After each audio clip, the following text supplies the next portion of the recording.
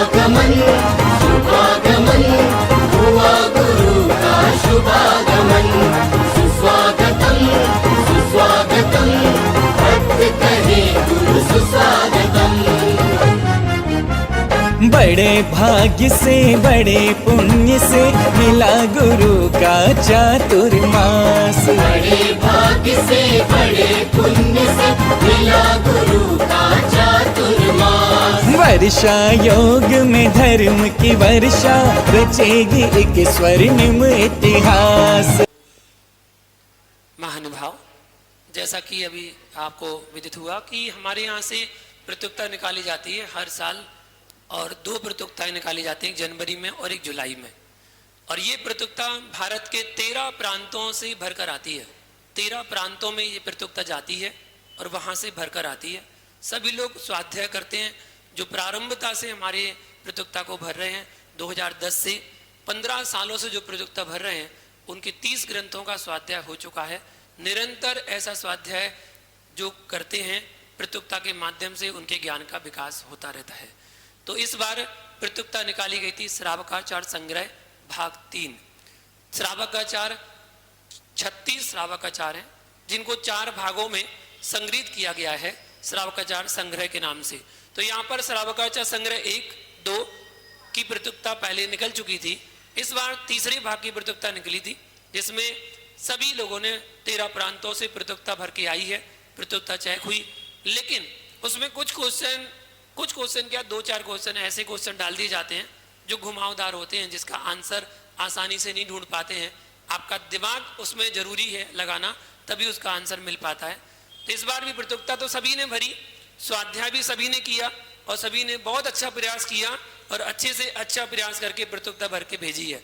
लेकिन केवल 15 व्यक्ति ही चुने गए ऐसे जिनके 5 व्यक्ति तो जिनके ऐसे हैं जिनके 100% अंक हुए। 1000 क्वेश्चन दिए गए थे तो 1000 में 1000 क्वेश्चन सही हुए। तो ऐसे केवल 5 लोग व्यक्ति हुए। उन 5 लोगों में से केवल 3 का चयन होगा जो प्रथम, द्वितीय, तृतीय के रूप में पुरस्कार सम्मानित किए जाएंगे।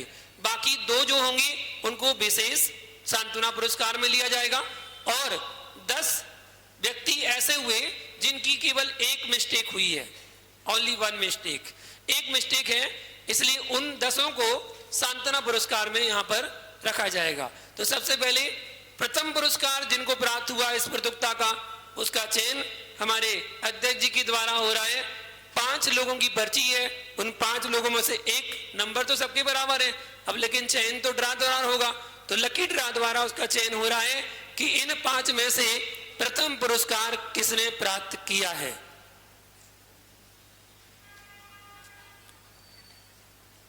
दस ही तो है तो। और प्रथम पुरस्कार प्राप्त किया श्रेया जैन रेवाड़ी, हरियाणा से ये प्रतियोगिता भर के आई और इनको प्रथम पुरस्कार मिला है।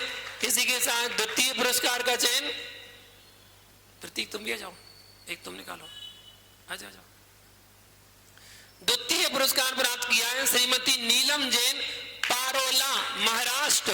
ये महाराष्ट्र की प्रतियोगिता है।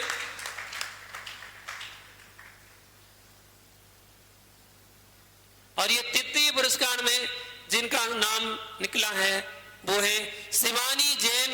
ये तो शायद बुद्धनिया रिश्तेदार, क्योंकि हमारे यहाँ नियम में एक परिवार से एक ही इनाम दिया जाता है। तो ये दी पारोला, महाराष्ट्र। शिवानी जैन, पारोला, जलगांव, महाराष्ट्र। इनको तृतीय पुरस्कार में नाम आया है। बाकी 2 पुरस्कार श्रीमती रेणुका जैन, गुड़गांव, हरियाणा, और श्रीमती स्नेहा जैन, शामली, उत्तर प्रदेश। इनका नंबर 4था और 5वां नंबर लगा, जिनको विशेष सांत्वना पुरस्कार है। और 10 सांत्वना पुरस्कार दिए जा रहे हैं जिनके नाम देखिए क्या एक प्रांतों से प्रतियोगिता आई है। प्रज्ञा जैन, बड़ौद, उत्तर प्रदेश। मदन लाल जी जैन, रामनगर, दिल्ली। श्रीमती रश्मि जैन, बड़ौद, उत्तर प्रदेश। अक्षय जैन, लखनऊ, उत्तर प्रदेश। शशि जैन, चंडीगढ़। बसंत जैन, उदयपुर, राजस्थान। शशि जैन, पांडिचेरी, तमिलनाडु। मौलिक जैन, नोएडा, उत्तर प्रदेश।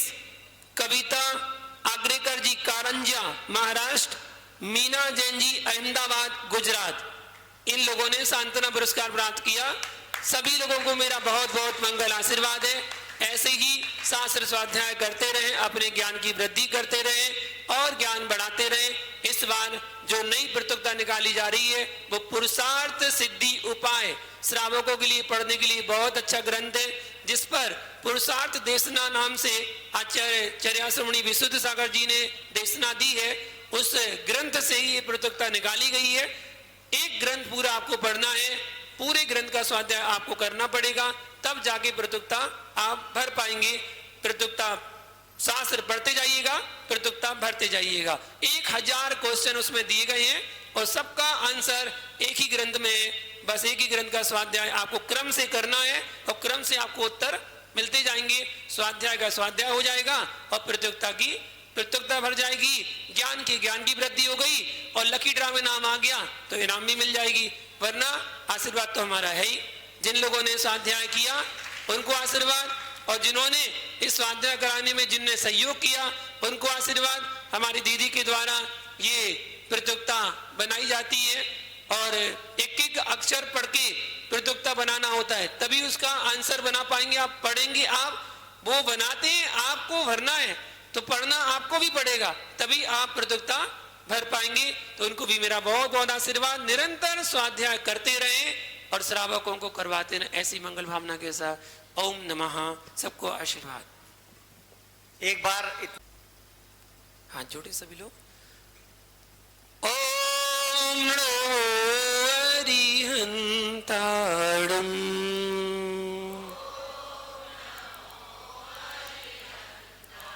ओम नमो श्री सिद्धाणं,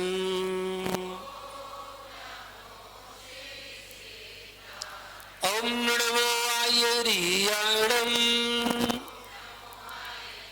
ओम नमो वज्रायाणं, ओम नमो लोये सौसाहुणं,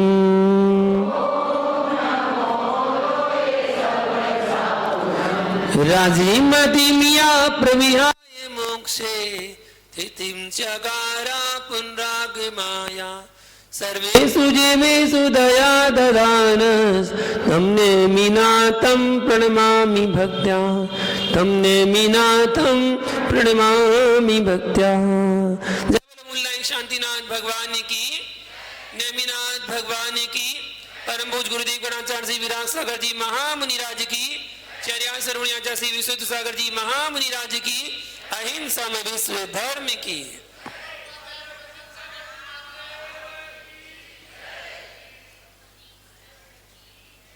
महानुभाव, आज श्रावण शुक्ला सप्तमी के दिन 22वें तिथि, आषाढ़ शुक्ला सप्तमी के दिन 22वें तीर्थंकर नेमिनाथ भगवान का मोक्ष कल्याणक दिवस बड़े भक्ति भाव से हर्षोल्लास के साथ यहां पर आप लोगों ने मनाया। कुछ लोग गिरनार जी भी गए, वहां पर जाकर भी निर्वाल लाडू चढ़ाने का सौभाग्य प्राप्त किया। जिसकी जितनी सामर्थ्य, जो जहां जा पाया। लेकिन आज नेमिनाथ भगवान को सभी लोगों ने स्मरण किया, क्योंकि आज के दिन भगवान का मोक्ष हुआ और वो थोड़े हटके भी हैं, इसलिए सब लोग उनको जरूर याद कर लेते हैं। वो मैंने आपको बताया था ना, कुछ भगवान फेमस हो गए हैं तो फेमस भगवान की पूजा सभी लोग कर लेते हैं, वो फेमस हो गए हैं। 6 भगवान हमारे बहुत फेमस हुए, 6 भगवान हमारे बहुत फेमस हुए। आदिनाथ भगवान, चंद्रप्रभु भगवान, शांतिनाथ भगवान, नेमिनाथ भगवान, पारसनाथ भगवान और महावीर भगवान, ये 6 भगवान बहुत फेमस हुए थे। अभी कुछ 2-3 वर्षों से नए भगवान फेमस हुए हैं, मुनीश्वरनाथ भगवान।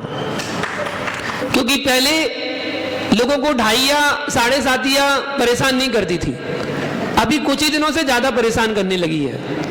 इसलिए एक भगवान को फेमस करना पड़ा कि ये वाले भगवान शनि ग्रह को दूर करेंगे। तो इसलिए वो फेमस हो गए और जगह जगह उनकी मंदिर मूर्ति विराजमान होने लगी, मूलनायक के रूप में विराजमान होने लगी। भगवान तो पहले भी थे, पहले शनि ग्रह को दूर नहीं करते थे, अब करने लगे, नया नया डिपार्टमेंट दिया गया उनको, इसलिए भगवान भी फेमस होते हैं। हमारे नेमिनाथ भगवान ही फेमस हैं, अरिष्ट निवारक। कैसे हैं? अरिष्ट निवारक, सभी अरिष्ट को दूर करने वाले होते हैं। जिसके पास जो भी कोई अनिष्टकारी कोई बात हो रही हो या कुछ अनिष्ट चल रहा हो, वो नेमिनाथ की आराधना करे तो अरिष्ट दूर हो जाता है। ये डिपार्टमेंट उनके पास है। चिंताओं को दूर करने का डिपार्टमेंट पारसनाथ के पास है। शांति को प्रदान करने का डिपार्टमेंट शांतिनाथ के पास है। कमाल है, सारे भगवानों के पास एक एक डिपार्टमेंट दे रखे हैं। आप अपने अपने डिपार्टमेंट को संभालिए और अपना काम संभालिए। हम तो भगवान की भक्ति करने वाले हैं, हम तो उस धर्म के अनुयायी हैं जहां पर वीतरागता की पूजा होती है, जहां पर निर्माण की नहीं निर्वाण की यात्रा होती है। हम उस धर्म के अनुयायी हैं। निर्माण और निर्वाण एक अक्षर का अंतर है बस, केवल म और वा। जहां निर्माण शब्द आता है वो संसार है, और जहां निर्वाण शब्द आता है वो मोक्ष है। आप लोग सब कौन सी यात्रा कर रहे हैं? निर्माण की यात्रा कर रहे हैं। सबकी निर्माण यात्रा चल रही है। कोई घर का निर्माण करवा रहा है, कोई दुकान का करवा रहा है, कोई अपने परिवार का निर्माण कर रहा है, कोई अपने कुटुंब का निर्माण कर रहा है, कोई अपनी फैक्ट्री निर्माण कर रहा है। कुछ ना कुछ निर्माण चल रहा है। कमेटी वाले मंदिर का निर्माण कर रहे हैं, निर्माण चल रहा है। जहां देखो वहां निर्माण की यात्रा चल रही है। निर्माण जब तक करते रहोगे तब तक संसार मिलता रहेगा, और एक बार निर्माण की यात्रा प्रारंभ कर दो तो मोक्ष प्राप्ति आपके पास है। सम्यक दर्शन, सम्यक ज्ञान, सम्यक चारित्र, इन तीनों की एकता ही मोक्ष मार्ग है। इस पर तो चलना पड़ेगा। निर्वाण की यात्रा करना चाहते हैं, भगवान मोक्ष गए, निर्वाण पद को प्राप्त कर लिए, फिर भी हम भगवान को बड़े भक्ति भाव से याद करते हैं। देखिए आज का दिन तो वो दिन है जब भगवान हमारे बीच से चले गए थे। बताओ, आज के दिन के पहले तो भगवान थे ना? थे? कल तक तो भगवान थे। आज भगवान तो हमारे बीच में से चले गए थे, मोक्ष हो गया उनका, चले गए। अब उनकी दिव्य दर्शन हमें नहीं मिलेगी, अब उनका सानिध्य हमें नहीं मिलेगा। हम उनको साक्षात कैसे देख पाएंगे? फिर भी भगवान हमारे बीच से चले भी गए, फिर भी हम खुशियां मना रहे हैं, खुशियां मना रहे हैं। क्यों मना रहे हैं? क्योंकि उन्होंने अपने लक्ष्य को प्राप्त कर लिया। हर जीव का एक लक्ष्य होता है। जब जीव की शुरुआत होती है, जीव निकलता है, तो वो केवल एक ही स्थान से निकलता है। कहां से? नहीं पता। निगोद से। हर जीव निगोद से निकलता है। आप भी निगोद से आए हैं, हम भी निगोद से आए हैं, और हर जीव निगोद से आता है, और लक्ष्य उसका एक ही होता है कि मुझे मोक्ष जाना है। निगोद से मोक्ष की यात्रा। बाकी सब पड़ाव बीच के हैं। मनुष्य पर्याय, त्रिंस पर्याय, देव पर्याय, नारकी पर्याय, ये सब पर्याय बीच के पड़ाव हैं। इन पर्यायों में तो निर्माण चलता है, इन पर्यायों में निर्माण की यात्रा चल रही है। इनसे हटके होती है निर्वाण की यात्रा। आज के दिन भगवान नेमिनाथ मोक्ष को प्राप्त हुए थे। देखिए कुछ चीजें ऐसी हैं जो बिल्कुल कॉमन है, और वो सभी तीर्थंकरों की होती हैं। जैसे कि तीर्थंकर का जन्म होना, तो जन्म के पहले 6 महीने पहले से रत्नों की वर्षा शुरू हो जाना। कॉमन बातें हर तीर्थंकर में होती है। 6 महीने पहले से रत्नों की वृष्टि प्रारंभ हो जाती है। 9 महीने बाद तक रत्नों की वर्षा होती है। तीर्थंकर की माता 16 स्वप्न देखती है। वो कॉमन स्वप्न, सभी माता वही स्वप्न देखती है। तीर्थंकर की माता 16 स्वप्न देखती है, और उनका फल उनके पिता बताते हैं। बिल्कुल सेम टू सेम वही फल बताते हैं। हर तीर्थंकर का जन्म से 3 ज्ञान के धारी होते हैं। मति ज्ञान, श्रुति ज्ञान, बुद्धि ज्ञान।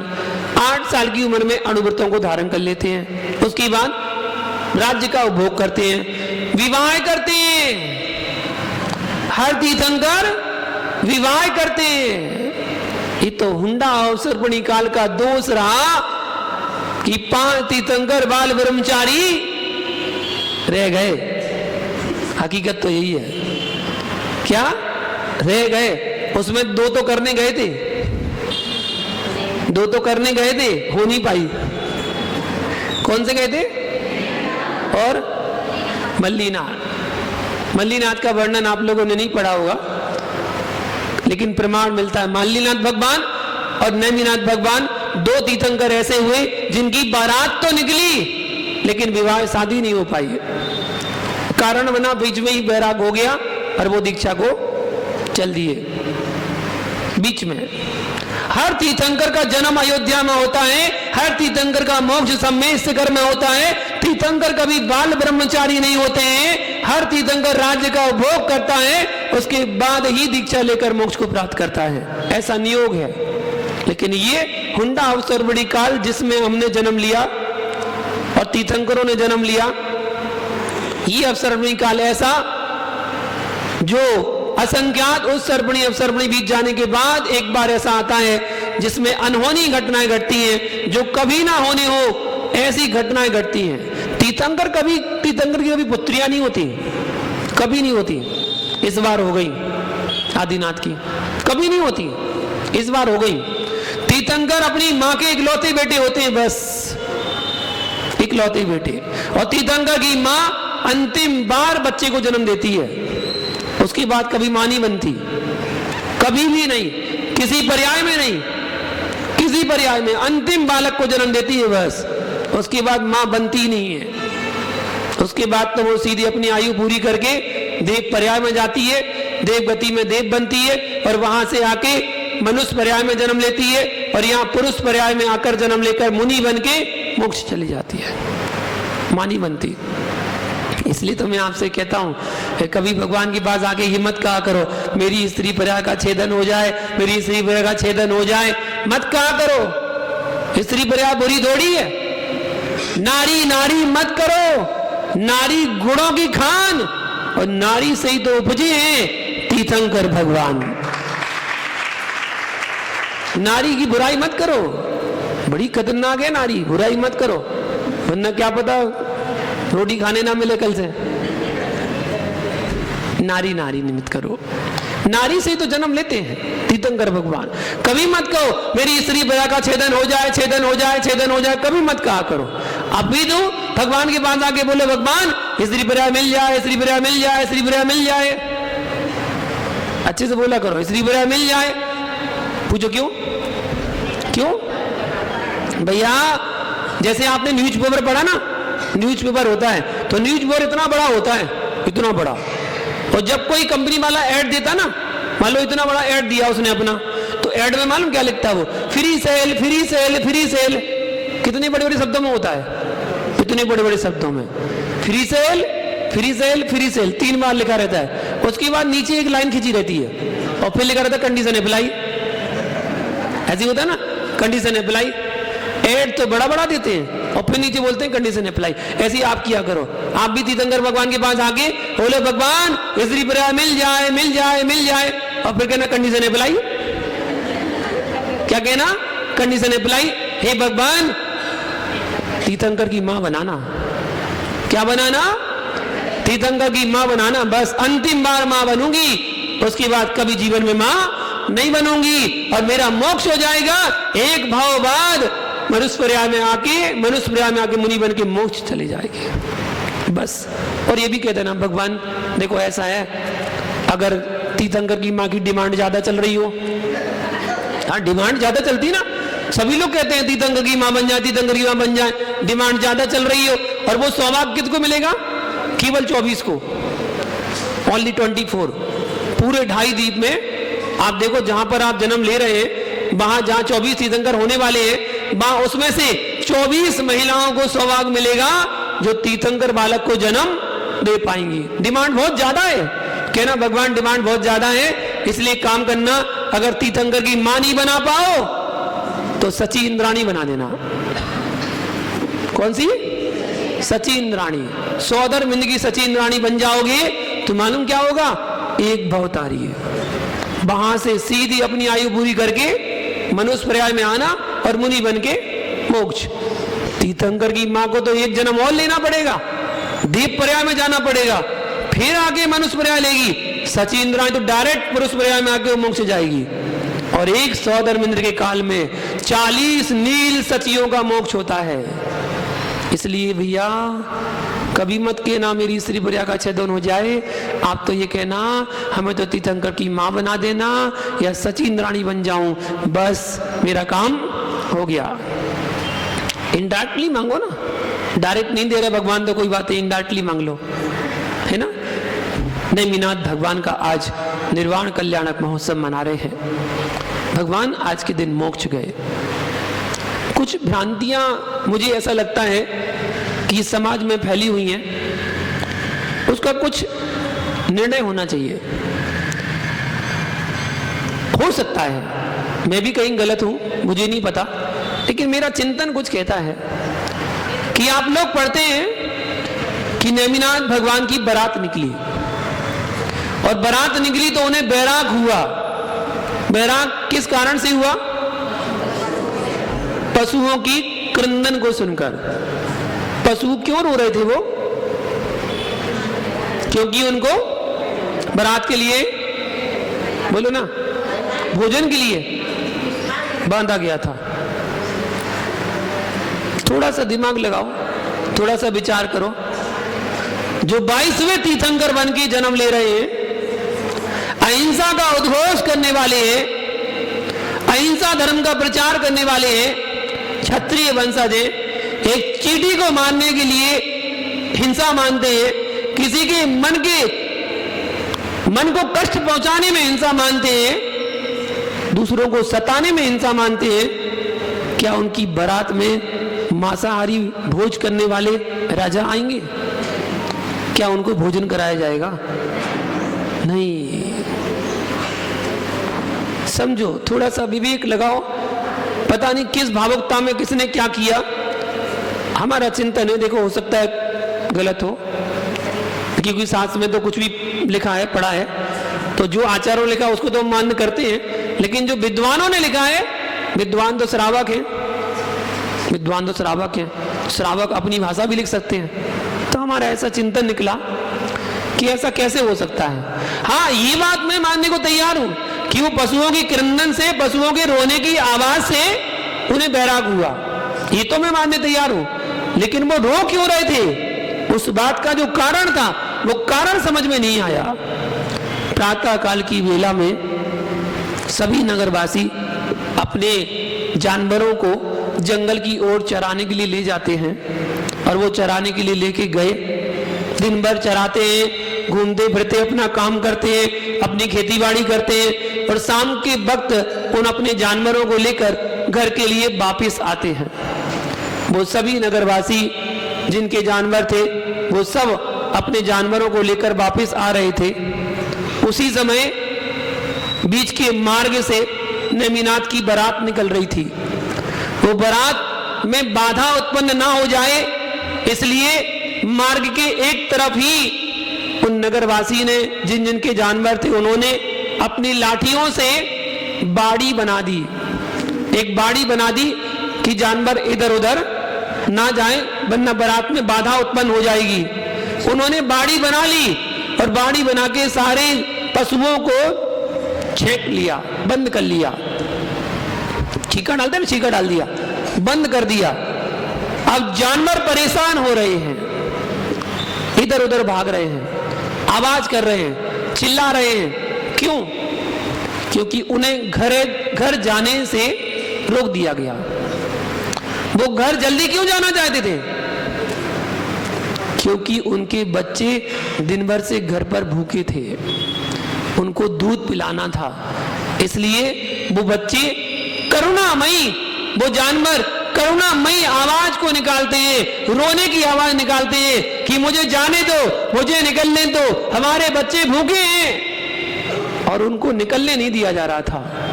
वो करुण क्रंदन आवाज सुनकर नेमिनाथ को बैराग हो गया। हमारी बारात की वजह से इतने पशुओं को अपने बच्चों से वियोग करना पड़ रहा है, इसलिए उनने कहा ऐसी शादी करके क्या फायदा। बैराग हो गया और वो संयम के मार्ग में आगे बढ़ गए। ये हमारा चिंतन है कि ऐसा हो सकता है, ऐसा होना चाहिए, क्योंकि हमारे तीर्थंकर तो करुणामयी हैं, इतने करुणामयी कि लक्कड़ में अगर नाग नागिन जल रहा था तो तीर्थंकर बालक पारसनाथ पास में पहुंच के संबोधन करने पहुंच गए कि वो मरने वाले हैं, अधमरे हो गए हैं। इतनी करुणा जीवों की प्रति होती है तीर्थंकर बालक की, तीर्थंकर जीव की। अभी तीर्थंकर बने नहीं है, बालक है, तब भी उनके अंदर ऐसी करुणा कूट कूट कर भरी हुई है, ऐसी करुणामय थे। अच्छा, इसी में एक बात और जुड़ी है जो मुझे आज तक समझ में नहीं आई। लोग कहते हैं तीर्थंकर नेमिनाथ की बारात में कितने लोग बाराती गए थे? बाराती 56 करोड़, 56 करोड़ बाराती गए थे। प्रतीक, 56 करोड़ बाराती गए थे। आज भारत की आबादी कितनी है? 140 करोड़, इतनी है ना। आज जनसंख्या बढ़ रही है, घट रही है? बढ़ रही है, घट तो नहीं रही। ओहो, तो 3750 साल पहले कितनी होगी? नेमिनाथ भगवान 3750 साल पहले हुए थे, 3750 साल पहले। उस समय जनसंख्या घटी होगी, बढ़ी होगी? तो 56 करोड़ मतलब आधा भारत बारात में गया था, आधा भारत। वो जूनागढ़ में कहां रुकेंगे? जूनागढ़ में रुकने की व्यवस्था उनकी कहां भाई होगी? उनके खाने की व्यवस्था, उनके सोने की व्यवस्था, उनके जाने की व्यवस्था। भाई खाएंगे तो जाएंगे भी, लंबा सोचो ना, सबको सोचना पड़ेगा। 56 करोड़, 56 करोड़ की व्यवस्था कैसे होगी भैया? सोच में पड़ गए हम तो। लेकिन ध्यान रखना, शास्त्र में 56 करोड़ लिखा ही नहीं है, शास्त्र में लिखा है 56 कोटि। क्या लिखा है? 56 कोटि यदुवंशी बारात में गए, ठीक है ना। अब कोटि का मतलब जरूरी है करोड़ों, कोटि का मतलब जरूर है करोड़ों। हमारे यहाँ बुंदेलखंड में एक माप चलता है, माप। आप लोग भी जानते होंगे, जो भी बुंदेलखंड वाले लोग बैठे हैं उन्हें पता होगा। गड़ा, गड़ा जानते हो? बुंदेलखंड के कौन बैठे हैं बताओ जरा, बैठी हो ना। गड़ा जानती हो? गड़ा कितने का होता है? कितने का बाबूजी बताओ? एक गड़ा कितने का? 5 का। बहुत बढ़िया।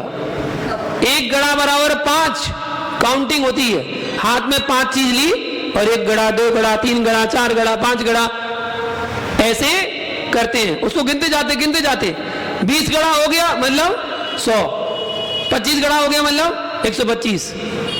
1 गड़ा बराबर 5, 1 कोटि बराबर 20। एक प्रमाण मिलता है, 1 कोटि बराबर 20। अब 1 कोटि बराबर 20 होगा तो 56 कोटि बराबर 1120। जा सकते हैं, कोई बड़ी बात नहीं है। वो तो अभी चले जाते हैं 1100, तो अभी की बारात में चले जाते हैं। 500 1000 तो वैसे ही चले जाते हैं, तब भी जा सकते हैं। वो 56 कोटि यदुवंशी राजा थे। अब देखना, समझना, यदुवंशी राजा थे। अगर हम 1 कोटि का अर्थ 20 लगाते हैं तो 1120 होते हैं, और 1120 राजा गए थे। 1120 राजा गए थे, तो राजा के साथ उनके सेवक अंगदल भी तो गए होंगे भाई। एक राजा के साथ 40-40, 50-50 लोग तो गए होंगे। इतना भी मान सकते हैं, चलेगा, इतने तो जा सकते हैं। लेकिन 56 कोटि मतलब 56 करोड़ गए थे। 56 करोड़ की व्यवस्था कहां होगी भैया? सोचने विचारने वाली बात है। वो तो नेमिनाथ भगवान की चर्चा हुई इसलिए निकल आया, वरना मैं निकालता नहीं हो तो समाज में विवाद ना हो। एक विवाद वाली वैसे बात नहीं है, तो चिंतन है, अपना चिंतन करें तो चिंतन समझ में आता कि ऐसा हो सकता है। वो नेमिनाथ भगवान जिन्होंने आज से 3750 साल पहले निर्वाण पद को प्राप्त किया। 1000 साल की आयु थी नेमिनाथ भगवान की। उनके बाद पारसनाथ हुए, पारसनाथ की 250 साल की आयु थी बस। उसके बाद महावीर हुए, महावीर की आयु केवल 72 वर्ष की थी, 72 वर्ष। और महावीर को मोक्ष हुए 2551 वर्ष हो चुके हैं। अब टोटल लगा लेना कि नेमिनाथ भगवान आज से कितने वर्ष पहले हुए थे। वो नेमिनाथ भगवान, हम आज उनका निर्वाण कल्याणक महोत्सव मना रहे हैं और भगवान की पूजा अर्चना करते हैं। तीर्थंकर कभी बाल ब्रह्मचारी नहीं होते, ये तो सिद्धांत है, नियोग है। लेकिन हुंडा अवसर्पणी काल के कारण 5 तीर्थंकर बाल ब्रह्मचारी हुए, जिसमें एक तीर्थंकर नेमिनाथ भगवान भी हुए।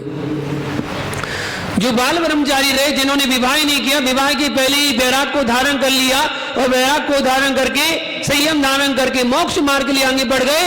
और देखिए वो उनकी अर्धांगिनी बनने वाली राजुल जूनागढ़ के महलों में बैठी है, इंतजार कर रही है। 9 भवों से जिसकी प्रीत जुड़ी हुई थी, वो प्रीत इस भव में तोड़ के आगे बढ़ गए नेमिनाथ। और जैसे ही बड़े पता चला राजुल को, ओहो मुझे छोड़ के चले गए, मैं भी संन्यास धारण करूंगी। और वो भी गिरनार पर्वत की ओर आगे बढ़ जाती हैं और वो भी वहां जाके दीक्षित हो जाती हैं, दीक्षा ले लेती है। ये होती है एक प्रीत जो 9 भवों से जुड़ी हुई। आगे भी उन्होंने कहा अकेले कैसे जाने देंगे, आप जा रहे तो हम भी जाएंगे, कर लिया। महानुभाव, ऐसे भाव अपने अंदर क्यों नहीं आते कि हम भी ऐसे भाव को जगाएं। हम भगवान की मोक्ष कल्याणक पर खुशियां मनाते हैं, भगवान हमारी बीच से चले भी गए, लेकिन हम खुशियां मनाते हैं। वो खुशियां इसलिए मनाते हैं कि भगवान आप भले चले गए, आपने अपना लक्ष्य प्राप्त कर लिया, आपको मोक्ष अवस्था प्राप्त करनी थी, आप मोक्ष चले गए। आपकी पूजा अर्चना करके हम भी भावना माते कि हम भी आपके पीछे पीछे हम भी मोक्ष को प्राप्त करें।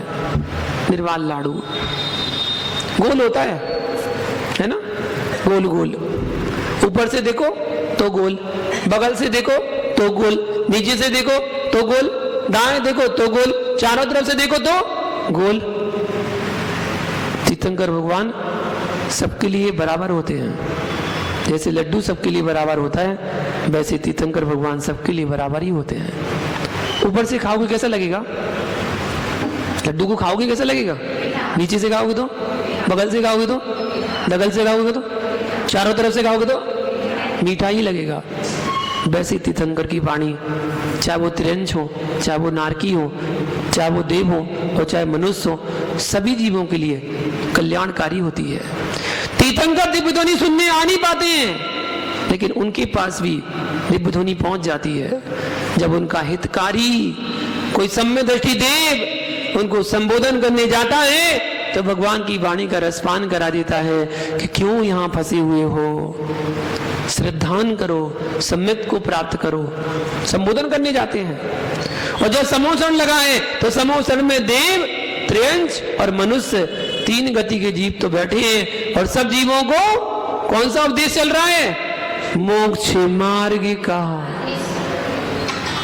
कौन सा उपदेश चल रहा है, मोक्ष मार्ग का उपदेश चल रहा है सब जीवों को, चाहे वो देव हो, चाहे त्रियंश हो, चाहे मनुष्य हो, सब जीवों को मोक्ष मार्ग का उपदेश चल रहा है। सब मोक्ष जाओ, आज नहीं तो कल, कल नहीं तो परसों, परसों नहीं तो वर्षों, कितनी समय लग जाए, लेकिन जाना कहाँ है, क्योंकि हमने भी निगोज से यात्रा शुरू की है और जाना कहाँ है, मोक्ष। यात्रा निगोज से शुरू की है, जाना मोक्ष है। हम भी मोक्ष जाना चाहते हैं, आप भी मोक्ष जाना चाहते हैं, लक्ष्य यही है। आज हम संयम धारण करते हैं तो आज वर्तमान में मोक्ष नहीं है, वर्तमान में नहीं है। आप कितनी बड़ी से बड़ी तपस्या कर लेना, खूब साधना कर लेना, लेकिन तब भी मोक्ष नहीं होगा, होगा ही नहीं। शांति सागर जी मुनिराज के पास 2 विद्वान पहुंच गए, बोले आपने मुनि दीक्षा क्यों ले ली? बोले क्यों? बोले क्या फायदा मुनि दीक्षा लेने का?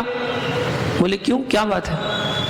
बोले मोक्ष तो होना नहीं है, आप कितनी साधना कर लो, पंचम काले पंचम काल में मोक्ष तो होना नहीं है, फिर दीक्षा का लिए लिए। वाह। शांति सागर जी बोले तुम्हारे प्रश्न का जवाब अभी देता हूं मैं, एक काम करो, मेरे एक छोटा सा काम कर दोगे? बोले क्या, बताइए। बोले वो सामने एक पेड़ लगा हुआ है। बोले हाँ, उसमें से 2 फल लेकर आ जाइए। बोले ठीक है, अभी ले आते हैं। वो दोनों विद्वान गए, वहां पास में जाके पहुंचे तो वहां आम का वृक्ष लगा हुआ था। कौन सा वृक्ष? आम का वृक्ष लगा हुआ था।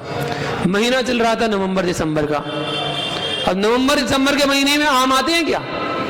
नहीं आते। बोले देखो तो कैसे आचार, कैसे मुनिराज, आम के वृक्ष में फल लाने के लिए कहा है, कहां से मिल जाएंगे फल? जब मौसम आएगा तभी तो मिलेंगे। लौट के आ गए। बोले मुनिराज कैसे, आप भी मजाक करते हैं? बोले क्या हुआ? बोले आपने ऐसे वृक्ष पर भेजा जहां फल अभी लग ही नहीं सकता। बोले अच्छा, नहीं लगेगा? बोले कब लगेगा? अरे जब मौसम आएगा, सीजन आएगा तब लगेगा। पक्का? बोले बिल्कुल पक्का लगेगा। उसी में लगेगा? हाँ। बोले उसी में लगेगा, लेकिन मौसम आएगा तभी लगेगा, उसकी पहले मौसम आ गया। अच्छा मौसम आ गया, मौसम आएगा तभी लगेगा, उसके पहले नहीं लगेगा। अच्छा तो फिर पेड़ क्यों लगा रखा है? शांति सागर जी बोले पेड़ क्यों लगा रखा है? पेड़ को अलग कर दो। जब पेड़ अलग कर दो, जब फल आने का समय होगा तब जाके क्या करेंगे? पेड़ लगा देंगे, आम खा लेंगे। बोले ऐसा थोड़ी होता, पेड़ लगा रहेगा तभी तो उसमें फल आएंगे। बोले भैया जब मुनि बनते रहेंगे तभी तो मोक्ष जाएंगे। मुनि बनते रहेंगे, मुनि के संस्कार पढ़ते रहेंगे तभी तो मोक्ष जा पाएंगे।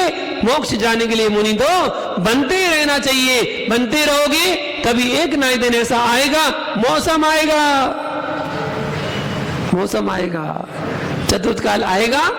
मौसम चतुर्थ काल है ना, चतुर्थ काल आएगा तो मोक्ष जरूर होगा। ऐसे भाव जगाना चाहिए। तो हम भी भगवान के चरणों में यही भावना भाते हैं, भगवान हम भी मोक्ष को प्राप्त करें। महानुभाव, भक्ति करना, भगवान की भक्ति करना, गुरु की भक्ति करना, देव शास्त्र गुरु के प्रति समर्पण भाव रखना, श्रद्धान करना, सम्यक दर्शन की प्राप्ति करना, अटूट श्रद्धान, अटूट श्रद्धान। इसलिए तो कहते हैं कि देखिए भगवान के पास भगवान का रास्ता दिखाने के लिए कोई है तो वो गुरु है। वैष्णव धर्म भी कहता है क्या? गुरु गोविंद दो खड़े, काके लागे पाओ, बलिहारी गोविंद दियो। हाँ आपको तो सब याद है, हम वैसे ही बोल रहे हैं। आपको संदेश दे दिया, पहले गुरु को चरण नमस्कार कर लो, वही आपको प्रभु तक पहुंचाएंगे, है ना। इसीलिए तो आप नमो अरियंताणम बोलते हो, पहले बोलते तो है, पता है नहीं क्यों बोलते हैं। नमो सिद्धाणम बाद में बोलते हैं, जबकि सिद्ध तो बड़े हैं, सिद्ध का तो मोक्ष हो गया, वो तो सिद्धालय में जाके विराजमान हो गए। फिर भी हम अरहंत को नमस्कार पहले करते हैं, सिद्ध को बाद में करते हैं, क्योंकि अरहंत हमारे परम गुरु हैं। उन्होंने ही हमें सिद्धों का मार्ग बताया है। सिद्ध कैसे होते हैं हमें क्या पता, वो तो अरहंतों ने बताया है, इसलिए गुरु का महत्व बताया गया। ऐसे ही गुरु भक्त आज दिल्ली से अपने बीच आए, प्राणेश जी, रेणु जी, प्रतीक जैन दिल्ली से आए। मेरा 2021 में चतुर्मास जब सूर्यजल विहार हुआ था, वही के श्रावक भक्त जो धर्मात्मा होते हुए जिन भगवान के भक्त हैं, देव शास्त्र गुरु के प्रति भक्ति यहां तक खींच के लाती है। जो देव शास्त्र गुरु का भक्त नहीं होगा, जो भगवान को नहीं मानता, गुरु को नहीं मानता, वो अपने घर के सामने वाले मंदिर में भी दर्शन करने नहीं जाता। और जब एक बार श्रद्धा जग जाती है तो वो श्रद्धा दिल्ली क्या, कलकत्ता क्या और धार क्या, कहीं भी हो वहां पर पहुंचा देती है। वो भक्ति कहलाती है। ऐसी भक्ति अपने अंदर जगाड़ पैदा करो कि हमें देव शास्त्र गुरु की भक्ति करके सम्यक दर्शन की प्राप्ति करना है। और एक बार सम्यक दर्शन प्राप्त हो गया तो निश्चित सम्यक ज्ञान और सम्यक चारित्र आपको जरूर होगा, और एक दिन आपको निर्वाण पद की प्राप्ति होगी। आज कितनी अच्छी भावना भाई आपने, मैंने तो आपसे कहा ही था 108 मंत्रों से अभिषेक करेंगे, 108 कलशों से अभिषेक करेंगे, 108 श्रावक करने के लिए आए, कितना अच्छा लगेगा। सभी लोगों ने बढ़ चढ़कर हिस्सा लिया, बढ़ चढ़कर हिस्सा लिया। मैं भाग लिया नहीं कहता हूं, हिस्सा लिया, बढ़ चढ़कर भाग लिया। लोग कहते हैं भाग लिया, बोले भाग लिया, जैसे ही काम हुआ शुरू बोले भाग लो, बोले भाग लिया, नहीं भाग लिया नहीं, हिस्सा लिया। और निश्चित जितने लोग आए, चाहे वो करने वाले, चाहे वो देखने वाले, चाहे अनुमोदना करने वाले, सभी ने अपने पुण्य का अर्जन किया है। ऐसे ही अपने पुण्य की वृद्धि करते रहे। सभी भगवानों के निर्माण कल्याण लाडू अपने आप चतुर्मास में चढ़ाएंगे। जितने भगवान के लाडू आएंगे चतुर्मास में, उन सबके निर्माण लाडू यहाँ पर भक्ति भाव से चढ़ाएंगे और पुण्य का अर्जन करेंगे। पुण्य कमाने का मौका मिला है, कमा लो 4 महीने, खूब जोड़ लो पुण्य, जितना जोड़ सकते हैं। वो पुण्य उदय में आएगा तो आपका काम भी जरूर होगा।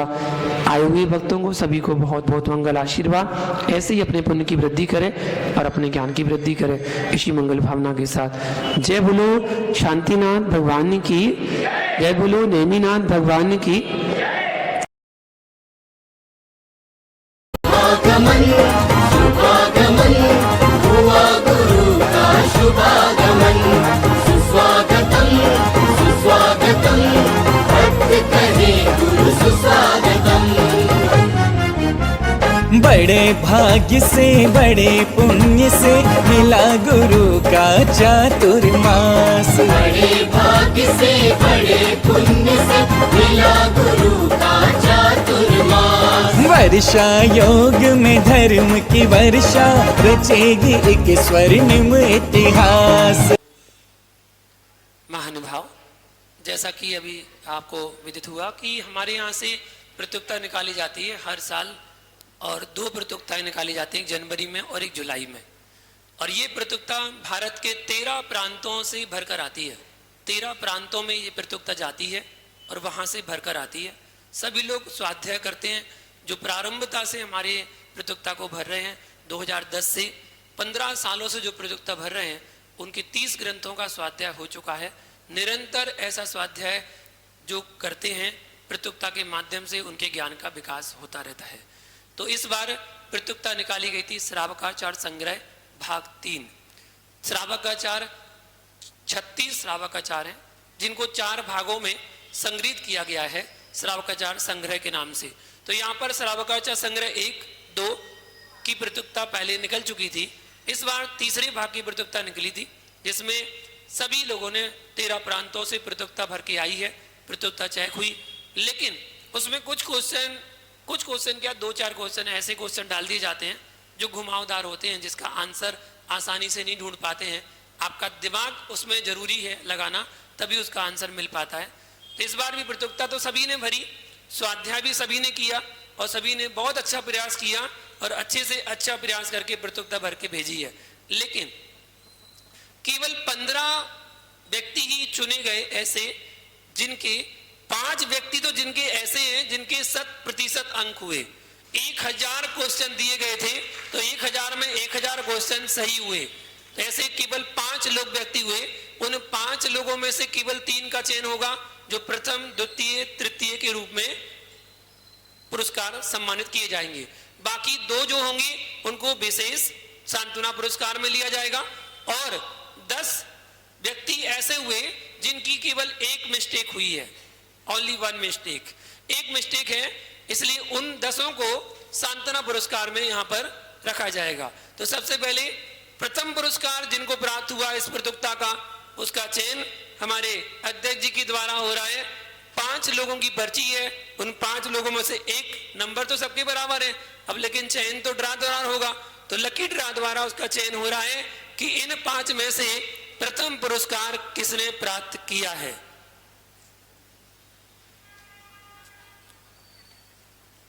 दस ही तो है। और प्रथम पुरस्कार प्राप्त किया श्रेया जैन रेवाड़ी, हरियाणा से ये प्रतियोगिता भर के आई और इनको प्रथम पुरस्कार मिला है। इसी के साथ द्वितीय पुरस्कार का चयन, प्रतीक तुम भी आ जाओ, एक तुम निकालो, आ जाओ। द्वितीय पुरस्कार प्राप्त किया है श्रीमती नीलम जैन, पारोला, महाराष्ट्र। ये महाराष्ट्र की प्रतियोगिता है।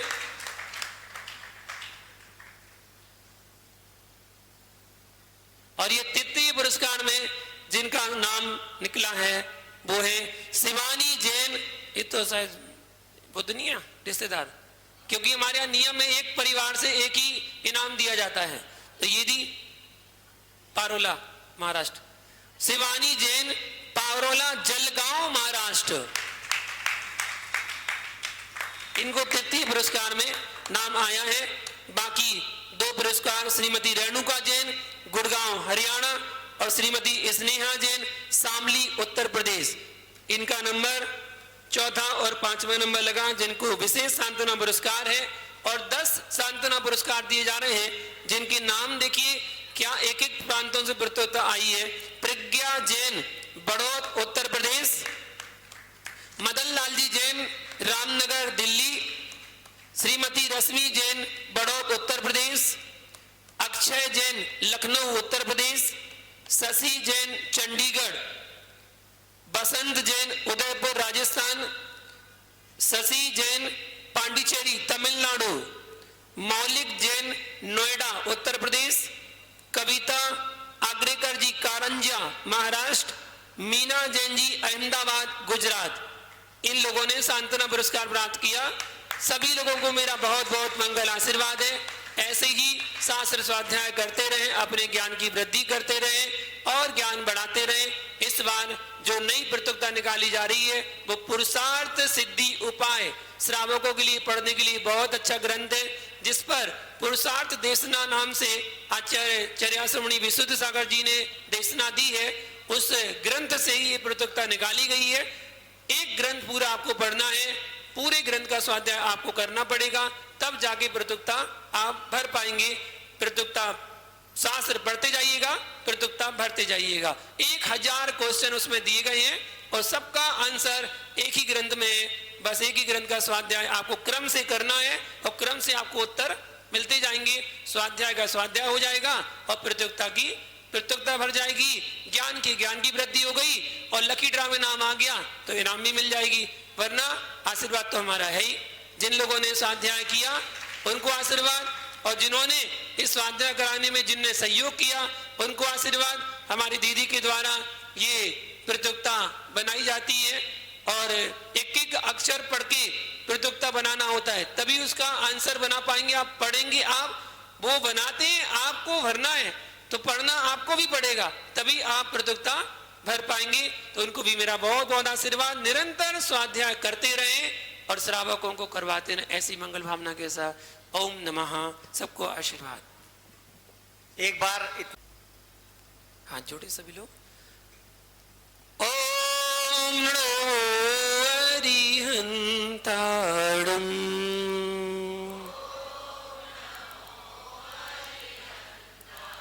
ओम नमो सिरि सिद्धाणं,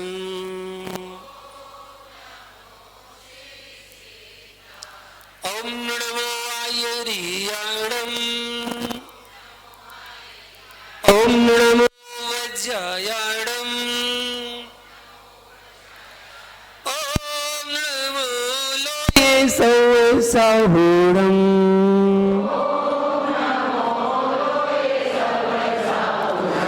राजीमतिमिया प्रविहाय मोक्षे स्थितिं चकारा पुनरागमाया।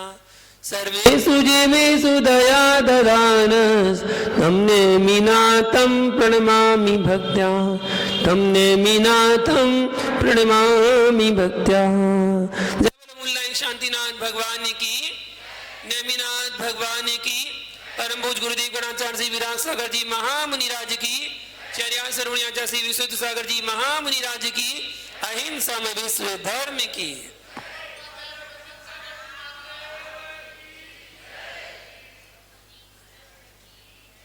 महानुभाव, आज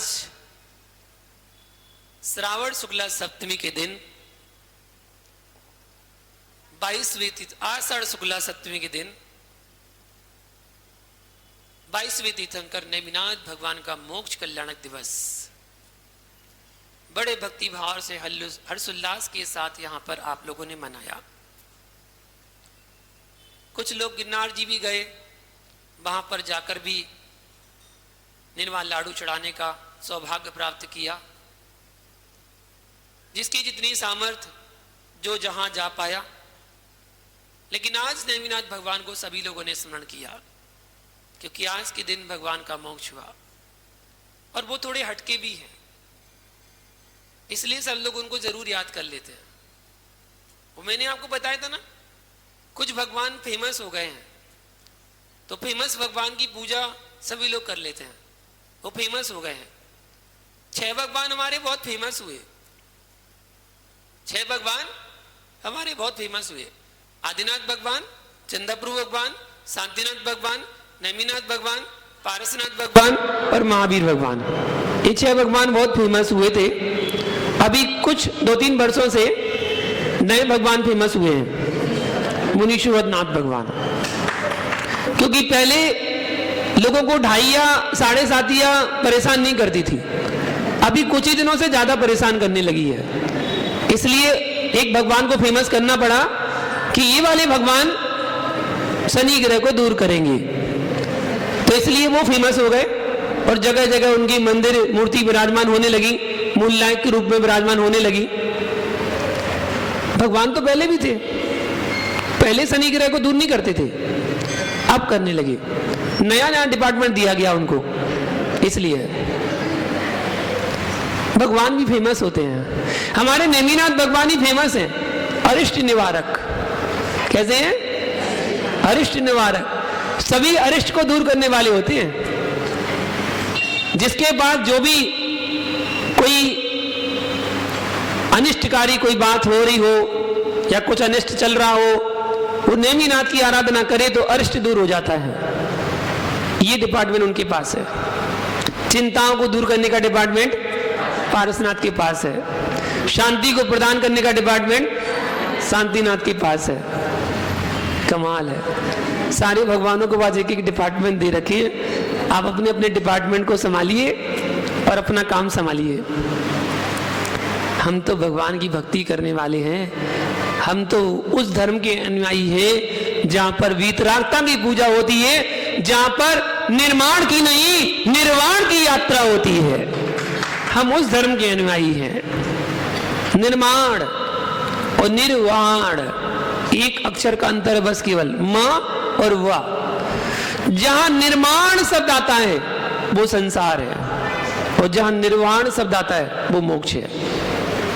आप लोग सब कौन सी यात्रा कर रहे हैं? निर्माण की यात्रा कर रहे हैं। सबकी निर्माण यात्रा चल रही है। कोई घर का निर्माण करवा रहा है, कोई दुकान का करवा रहा है, कोई अपने परिवार का निर्माण कर रहा है, कोई अपने कुटुंब का निर्माण कर रहा है, कोई अपनी फैक्ट्री निर्माण कर रहा है, कुछ ना कुछ निर्माण चल रहा है। कमेटी वाले मंदिर का निर्माण कर रहे हैं, निर्माण चल रहा है। जहां देखो वहां निर्माण की यात्रा चल रही है। निर्माण जब तक करते रहोगे तब तक संसार मिलता रहेगा, और एक बार निर्माण की यात्रा प्रारंभ कर दो तो मोक्ष प्राप्ति आपके पास है। सम्यक दर्शन, सम्यक ज्ञान, सम्यक चारित्र, इन तीनों की एकता ही मोक्ष मार्ग है। इस पर तो चलना पड़ेगा।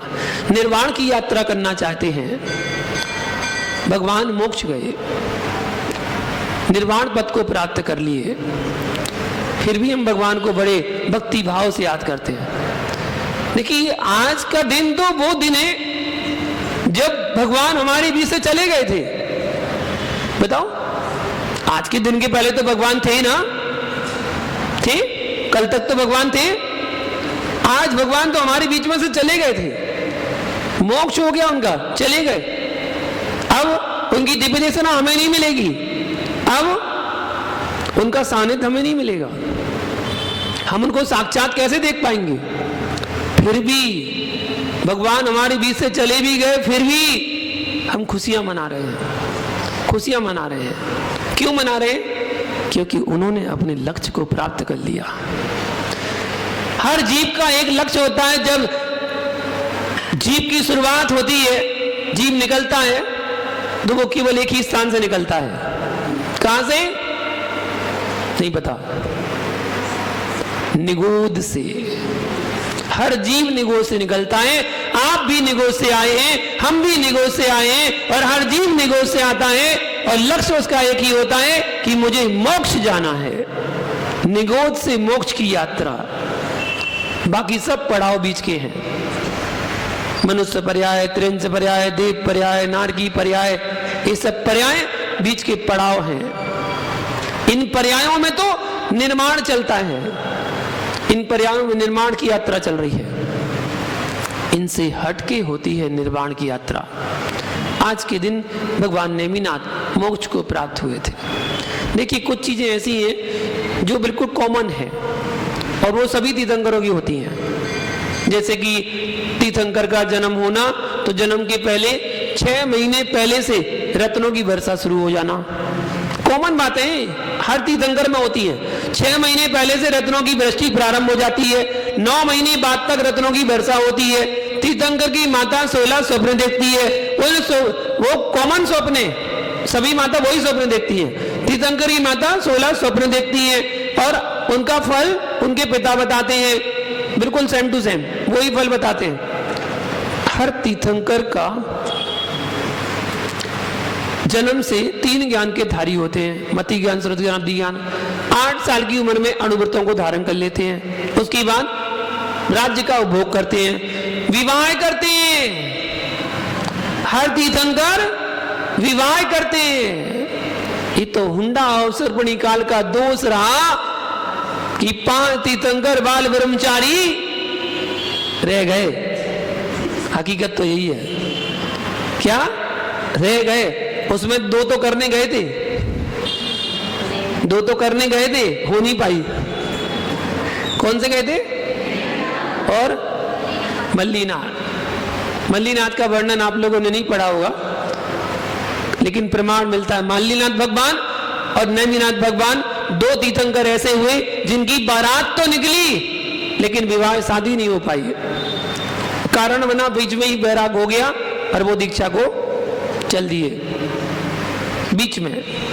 हर तीर्थंकर का जन्म अयोध्या में होता है, हर तीर्थंकर का मोक्ष सम्मेद शिखर में होता है। तीर्थंकर कभी बाल ब्रह्मचारी नहीं होते हैं, हर तीर्थंकर राज्य का उपभोग करता है, उसके बाद ही दीक्षा लेकर मोक्ष को प्राप्त करता है, ऐसा नियोग है। लेकिन ये हुंडा अवसर्पणी काल जिसमें हमने जन्म लिया और तीर्थंकरों ने जन्म लिया, ये अवसर्पणी काल ऐसा जो असंख्यात उस सर्पणी अवसर्पणी बीत जाने के बाद एक बार ऐसा आता है जिसमें अनहोनी घटनाएं घटती हैं, जो कभी ना होने हो ऐसी घटनाएं घटती हैं। तीर्थंकर की कभी पुत्रियां नहीं होती, कभी नहीं होती। इस बार हो गई आदिनाथ की, कभी नहीं होती, इस बार हो गई। तीर्थंकर अपनी माँ के इकलौते बेटे होते हैं, बस इकलौते बेटे। और तीर्थंकर की माँ अंतिम बार बच्चे को जन्म देती है, उसके बाद कभी मां नहीं बनती, कभी भी नहीं, किसी पर्याय में नहीं, किसी पर्याय में अंतिम बालक को जन्म देती है बस, उसके बाद मां बनती नहीं है। उसके बाद तो वो सीधी अपनी आयु पूरी करके देव पर्याय में जाती है, देव गति में देव बनती है और वहां से आके मनुष्य पर्याय में जन्म लेती है और यहाँ पुरुष पर्याय में आकर जन्म लेकर मुनि बन के मोक्ष चली जाती है, मां नहीं बनती। इसलिए तो मैं आपसे कहता हूं, कभी भगवान के पास आके हिम्मत कहा करो मेरी स्त्री पर्याय का छेदन हो जाए, मेरी स्त्री पर्याय का छेदन हो जाए, मत कहा करो। स्त्री पर्याय बुरी थोड़ी है, नारी नारी मत करो, नारी गुणों की खान और नारी से ही तो उपजे हैं तीर्थंकर भगवान। नारी की बुराई मत करो, बड़ी खतरनाक है नारी, बुराई मत करो, वरना क्या पता रोटी खाने ना मिले कल से। नारी नारी निमित्त करो, नारी से ही तो जन्म लेते हैं तीर्थंकर भगवान। कभी मत कहो मेरी स्त्री पर्याय का छेदन हो जाए, छेदन हो जाए, छेदन हो जाए, कभी मत कहा करो। अब भी तो भगवान के पास आके बोले भगवान स्त्री पर्याय मिल जाए, स्त्री पर्याय मिल जाए, स्त्री पर्याय मिल जाए, अच्छे से बोला करो, स्त्री पर्याय मिल जाए। पूछो क्यों? क्यों भैया? जैसे आपने न्यूज़पेपर पढ़ा ना, न्यूज़पेपर होता है तो न्यूज़पेपर इतना बड़ा होता है, इतना बड़ा, और जब कोई कंपनी वाला ऐड देता ना, मान लो इतना बड़ा ऐड दिया उसने अपना, तो ऐड में मालूम क्या लिखता है वो? Free sale, free sale, free sale. कितने बड़े बड़े शब्दों में होता है, इतने बड़े बड़े शब्दों में free sale, free sale, free sale 3 बार लिखा रहता है। उसके बाद नीचे एक लाइन खींची रहती है और फिर लिखा रहता है कंडीशन अप्लाई। ऐसे होता है ना, कंडीशन अप्लाई। ऐड तो बड़ा बड़ा देते हैं और फिर नीचे बोलते हैं कंडीशन अप्लाई। ऐसे ही आप किया करो। आप भी तीर्थंकर भगवान के पास आके बोले भगवान स्त्री पर्याय मिल जाए, मिल जाए, मिल जाए, और फिर कहना कंडीशन अप्लाई। क्या कहना? कंडीशन अप्लाई, हे भगवान तीर्थंकर की मां बनाना। क्या बनाना? तीर्थंकर की मां बनाना। बस अंतिम बार मां बनूंगी, उसके बाद कभी जीवन में मां नहीं बनूंगी और मेरा मोक्ष हो जाएगा। एक भाव बाद मनुष्य पर्याय में आके मुनि बन के मोक्ष चले जाएंगे बस। और ये भी कहते ना भगवान देखो ऐसा है, अगर तीर्थंकर की मां की डिमांड ज्यादा चल रही हो, हाँ डिमांड ज्यादा चलती ना, सभी लोग कहते हैं तीर्थंकर की मां बन जाए, तीर्थंकर की मां बन जाए, डिमांड ज्यादा चल रही हो, और वो सौभाग्य किसको मिलेगा? केवल 24 को, ओनली 24।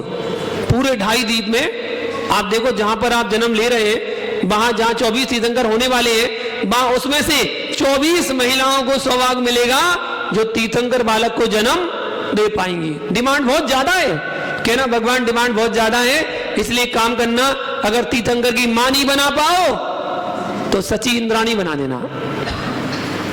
कौन सी? सची इंद्राणी। 100 मिंद की सची इंद्राणी बन जाओगे तो मालूम क्या होगा? एक भवतारी है, वहां से सीधी अपनी आयु पूरी करके मनुष्य पर्याय में आना और मुनि बन के मोक्ष।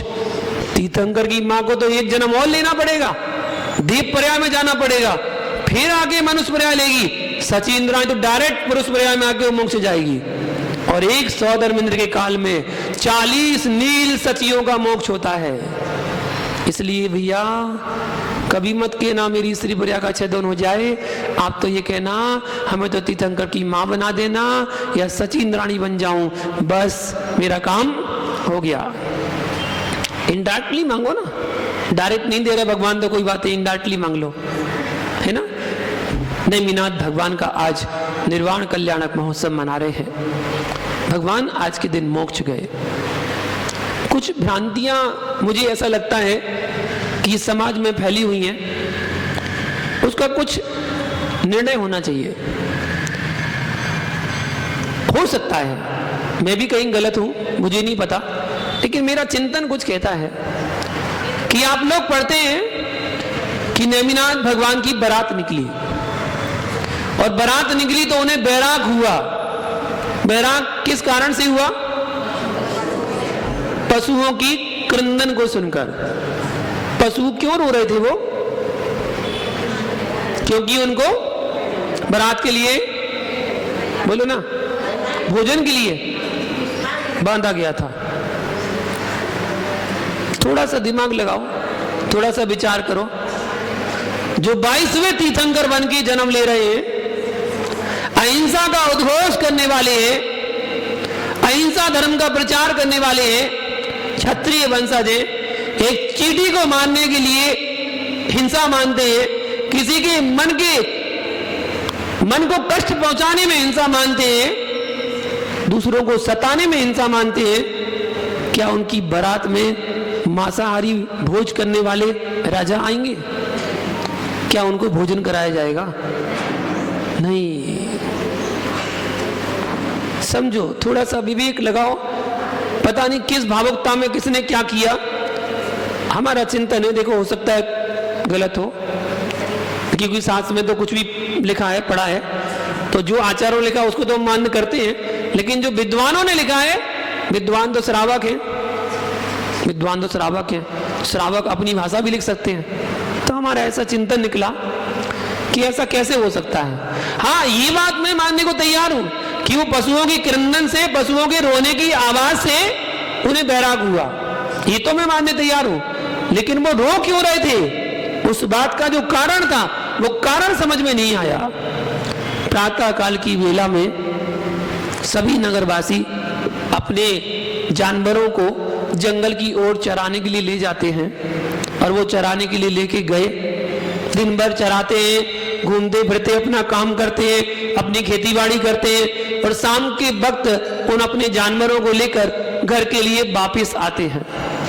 वो सभी नगरवासी जिनके जानवर थे, वो सब अपने जानवरों को लेकर वापस आ रहे थे। उसी समय बीच के मार्ग से नेमिनाथ की बारात निकल रही थी। वो बारात में बाधा उत्पन्न ना हो जाए, इसलिए मार्ग के एक तरफ ही उन नगरवासी ने, जिन जिन के जानवर थे, उन्होंने अपनी लाठियों से बाड़ी बना दी। एक बाड़ी बना दी कि जानवर इधर उधर ना जाए, वरना बारात में बाधा उत्पन्न हो जाएगी। उन्होंने बाड़ी बना ली और बाड़ी बना के सारे पशुओं को छेक लिया, बंद कर लिया। छीका डालते ना, छीका डाल दिया, बंद कर दिया। अब जानवर परेशान हो रहे हैं, इधर उधर भाग रहे हैं, आवाज कर रहे हैं, चिल्ला रहे हैं। क्यों? क्योंकि उन्हें घर जाने से रोक दिया गया। वो घर जल्दी क्यों जाना चाहते थे? क्योंकि उनके बच्चे दिन भर से घर पर भूखे थे, उनको दूध पिलाना था। इसलिए वो बच्चे करुणामयी, वो जानवर करुणामयी आवाज को निकालते हैं, रोने की आवाज निकालते हैं कि मुझे जाने दो, मुझे निकलने दो, हमारे बच्चे भूखे हैं। और उनको निकलने नहीं दिया जा रहा था। वो करुण क्रंदन आवाज सुनकर नेमिनाथ को बैराग हो गया। हमारी बारात की वजह से इतने पशुओं को अपने बच्चों से वियोग करना पड़ रहा है, इसलिए उनने कहा ऐसी शादी करके क्या फायदा। बैराग हो गया और वो संयम के मार्ग में आगे बढ़ गए। ये हमारा चिंतन है कि ऐसा हो सकता है, ऐसा होना चाहिए, क्योंकि हमारे तीर्थंकर तो करुणामयी हैं, इतने करुणामयी कि लक्कड़ में अगर नाग नागिन जल रहा था तो तीर्थंकर बालक पारसनाथ पास में पहुंच के संबोधन करने पहुंच गए कि वो मरने वाले हैं, अधमरे हो गए हैं। इतनी करुणा जीवों के प्रति होती है तीर्थंकर बालक की, तीर्थंकर जीव की। अभी तीर्थंकर बने नहीं है, बालक है, तब भी उनके अंदर ऐसी करुणा कूट कूट कर भरी हुई है, ऐसी करुणामयी थे। अच्छा, इसी में एक बात और जुड़ी है जो मुझे आज तक समझ में नहीं आई। लोग कहते हैं तीर्थंकर नेमिनाथ की बारात में कितने लोग बाराती गए थे? बाराती 56 करोड़, 56 करोड़ बाराती गए थे। प्रतीक, 56 करोड़ बाराती गए थे। आज भारत की आबादी कितनी है? 140 करोड़, कितनी है ना? आज जनसंख्या बढ़ रही है, घट रही है? बढ़ रही है, घट तो नहीं रही। ओहो, तो 3750 साल पहले कितनी होगी? नेमिनाथ भगवान 3750 साल पहले हुए थे, 3750 साल पहले। उस समय जनसंख्या घटी होगी, बढ़ी होगी? तो 56 करोड़ मतलब आधा भारत बारात में गया था, आधा भारत। वो जूनागढ़ में कहां रुकेंगे? जूनागढ़ में रुकने की व्यवस्था उनकी कहां भाई होगी? उनके खाने की व्यवस्था, उनके सोने की व्यवस्था, उनके जाने की व्यवस्था। भाई खाएंगे तो जाएंगे भी, लंबा सोचो ना, सबको सोचना पड़ेगा। 56 करोड़, 56 करोड़ की व्यवस्था कैसे होगी भैया? सोच में पड़ गए हम तो। लेकिन ध्यान रखना, शास्त्र में 56 करोड़ लिखा ही नहीं है, शास्त्र में लिखा है 56 कोटि। क्या लिखा है? 56 कोटि यदुवंशी बारात में गए, ठीक है ना? अब कोटि का मतलब जरूरी है करोड़ों, कोटि का मतलब जरूर है करोड़ों। हमारे यहाँ बुंदेलखंड में एक माप चलता है, माप। आप लोग भी जानते होंगे, जो भी बुंदेलखंड वाले लोग बैठे हैं उन्हें पता होगा। गड़ा, गड़ा जानते हो? बुंदेलखंड के कौन बैठे हैं बताओ जरा, बैठी हो ना? गड़ा जानती हो? गड़ा कितने का होता है? कितने का बाबूजी बताओ? एक गड़ा कितने का? 5 का। बहुत बढ़िया।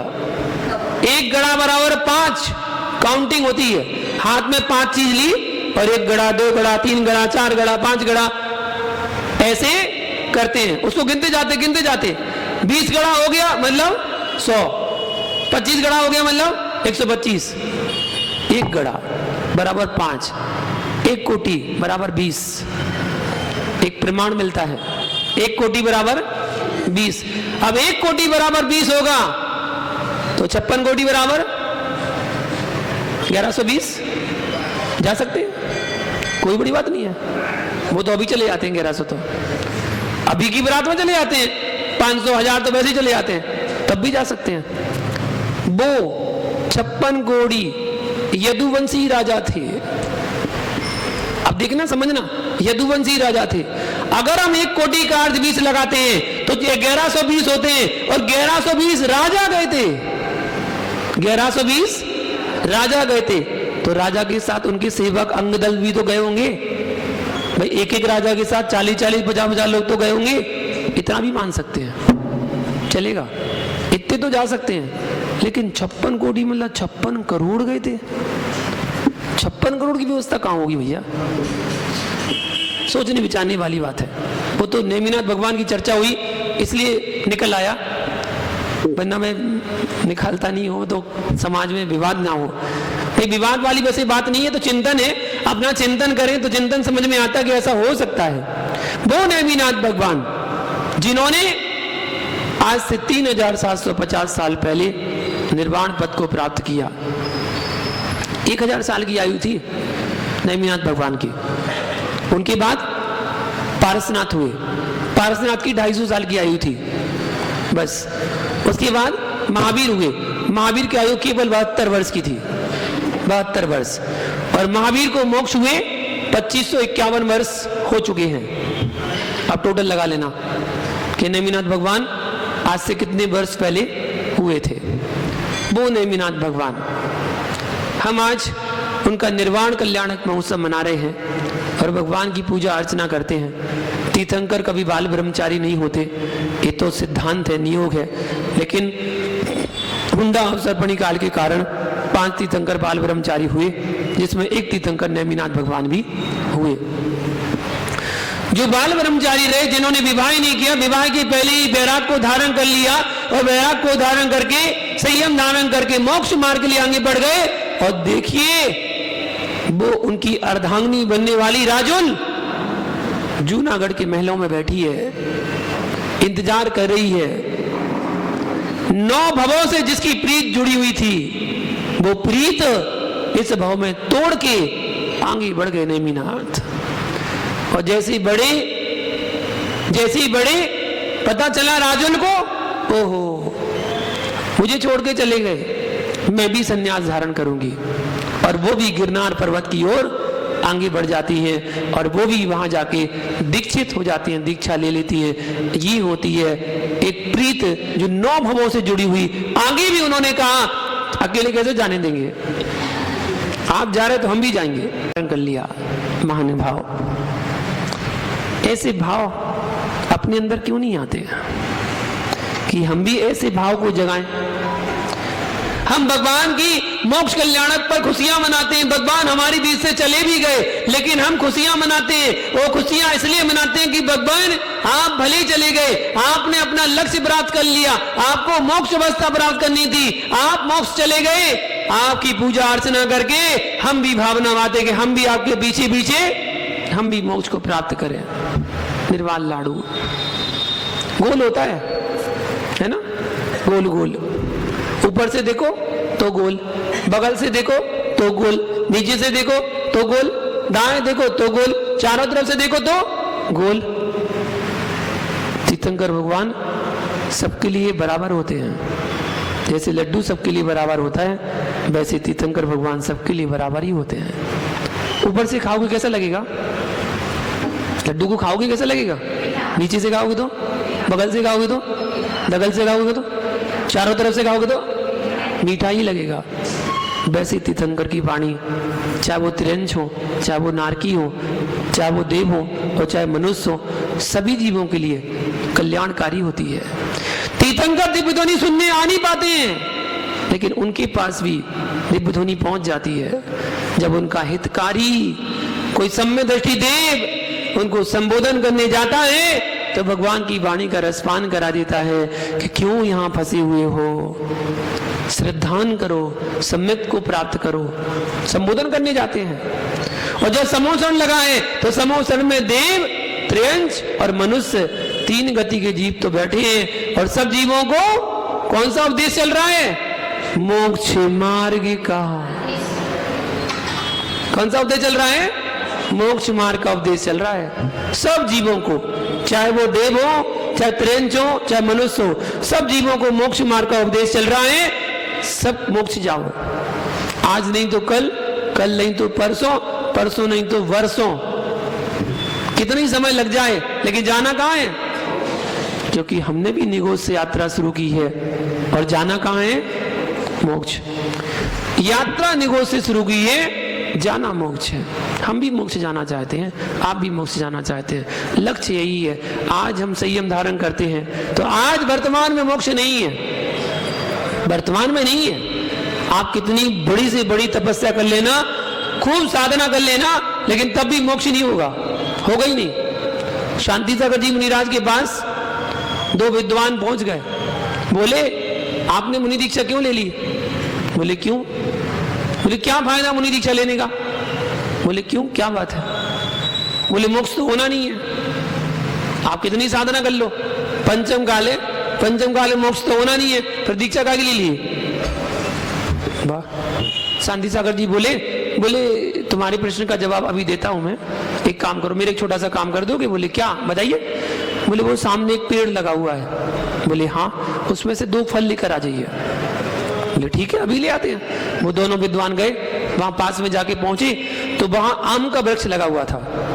कौन सा वृक्ष? आम का वृक्ष लगा हुआ था। महीना चल रहा था नवंबर दिसंबर का। अब नवंबर दिसंबर के महीने में आम आते हैं क्या? नहीं आते। बोले देखो तो कैसे आचार, कैसे मुनिराज, आम वृक्ष में फल लाने के लिए कहा है, कहां से मिल जाएंगे फल? जब मौसम आएगा तभी तो मिलेंगे। लौट के आ गए। बोले मुनिराज कैसे, आप भी मजाक करते हैं? बोले क्या हुआ? बोले आपने ऐसे वृक्ष पर भेजा जहां फल अभी लग ही नहीं सकता। बोले अच्छा, नहीं लगेगा? बोले कब लगेगा? अरे जब मौसम आएगा, सीजन आएगा तब लगेगा, पक्का? बोले बिल्कुल पक्का लगेगा, उसी में लगेगा। हाँ बोले उसी में लगेगा, लेकिन मौसम आएगा तभी लगेगा, उसके पहले मौसम आ गया। अच्छा मौसम आ गया, मौसम आएगा तभी लगेगा, उसके पहले नहीं लगेगा। अच्छा तो फिर पेड़ क्यों लगा रखा है? शांति सागर जी बोले पेड़ क्यों लगा रखा है? पेड़ को अलग कर दो, जब पेड़ अलग कर दो, जब फल आने का समय होगा तब जाके क्या करेंगे? पेड़ लगा देंगे, आम खा लेंगे। बोले ऐसा थोड़ी होता, पेड़ लगा रहेगा तभी तो उसमें फल आएंगे। बोले भैया जब मुनि बनते रहेंगे तभी तो मोक्ष जाएंगे, मुनि बनते रहेंगे, मुनि के संस्कार पढ़ते रहेंगे तभी तो मोक्ष जा पाएंगे। मोक्ष जाने के लिए मुनि तो बनते ही रहना चाहिए, बनते रहोगे तभी एक ना एक दिन ऐसा आएगा, मौसम आएगा, मौसम आएगा, चतुर्थ काल आएगा, मौसम चतुर्थ काल है ना, चतुर्थ काल आएगा तो मोक्ष जरूर होगा। ऐसे भाव जगाना चाहिए। तो हम भी भगवान के चरणों में यही भावना भाते हैं, भगवान हम भी मोक्ष को प्राप्त करें। महानुभाव, भक्ति करना, भगवान की भक्ति करना, गुरु की भक्ति करना, देव शास्त्र गुरु के प्रति समर्पण भाव रखना, श्रद्धान करना, सम्यक दर्शन की प्राप्ति करना, अटूट श्रद्धान, अटूट श्रद्धान। इसलिए तो कहते हैं कि देखिए भगवान के पास भगवान का रास्ता दिखाने के लिए कोई है तो वो गुरु है। वैष्णव धर्म भी कहता है क्या? गुरु गोविंद दो खड़े, काके लागे पाओ, बलिहारी गोविंद दियो। हाँ आपको तो सब याद है, हम वैसे ही बोल रहे हैं। आपको संदेश दे दिया, पहले गुरु को चरण नमस्कार कर लो, वही आपको प्रभु तक पहुंचाएंगे, है ना। इसीलिए तो आप नमो हरियंताणम बोलते हो, पहले बोलते तो है, पता है नहीं क्यों बोलते हैं। नमो सिद्धाणम बाद में बोलते हैं, जबकि सिद्ध तो बड़े हैं, सिद्ध का तो मोक्ष हो गया, वो तो सिद्धालय में जाके विराजमान हो गए, फिर भी हम अरहंत को नमस्कार पहले करते हैं, सिद्ध को बाद में करते हैं, क्योंकि अरहंत हमारे परम गुरु हैं, उन्होंने ही हमें सिद्धों का मार्ग बताया है। सिद्ध कैसे होते हैं हमें क्या पता, वो तो अरहंतों ने बताया है, इसलिए गुरु का महत्व बताया गया। ऐसे ही गुरु भक्त आज दिल्ली से अपने बीच आए, प्राणेश जी, रेणु जी, प्रतीक जैन दिल्ली से आए। मेरा 2021 में चतुर्मास जब सूरजल विहार हुआ था, वही के श्रावक भक्त जो धर्मात्मा होते हुए जिनेन्द्र भगवान के भक्त हैं, देव शास्त्र गुरु के प्रति भक्ति यहाँ तक खींच के लाती है। जो देव शास्त्र गुरु का भक्त नहीं होगा जो भगवान को नहीं मानता, गुरु को नहीं मानता, वो अपने घर के सामने वाले मंदिर में भी दर्शन करने नहीं जाता।